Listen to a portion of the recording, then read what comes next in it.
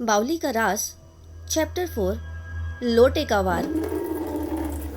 अन्वेष ने सोचे समझे बिना बाइक के ब्रेक इतने जोर से दबाए कि वो रोड पर फिसल गई। उसका दिल डर से रुक गया था। उसकी आंखें उस गीली लंबी परछाई पर टिकी हुई थी जिसके अंदर से वो दो सफेद शैतानी आंखें उसे घूर रही थी। वो आवाज, वो खराश की आवाज अब उसके कानों में नहीं बल्कि उसके दिमाग के अंदर गूंज रही थी।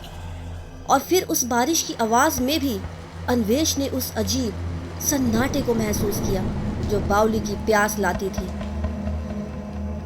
उसी पल उस दयाराम की बात याद आई, जब तक ये गीला नहीं होगा। उसने जल्दी से जेब में हाथ डाला और उस छोटे ब्रास के लोटे को निकालकर उस गीली परछाई की तरफ कर दिया। जैसे ही उस गीली हवा में तैरती हुई परछाई पर लोटा की चमक पड़ी, उसकी सफेद आंखें एक पल के लिए फटी रह गई। वो गहरी प्यास का एहसास तुरंत कम हो गया। एंटिटी वहां एक पल के लिए ठिठक गई। वो गीला नहीं है, अन्वेष ने अपनी आप से कहा। उसकी आवाज बारिश में डूब गई। उसने बाइक को हल्के से राइट साइड में घुमाया। उसका प्लान था वापस गांव के अंदर जाना, शायद दयाराम के पास। पर वो एंटिटी तो रुकी नहीं थी, जैसे उसके पास कोई फिजिकल बॉडी नहीं थी। वो बस आगे सरकती चली गई, रोड को और ज्यादा गीला करती हुई। अन्वेष को घेरने की कोशिश कर रही थी। अन्वेष ने देखा रोड के किनारे एक छोटी कच्ची पगडंडी थी, घास और मिट्टी से भरी हुई, जो इस तेज बारिश में लप लप हो गई थी। यही उसका आखिरी रास्ता था। उसने लोटे को अपनी जेब में वापस रखा, लेकिन इस बार उसने उसे कसा नहीं।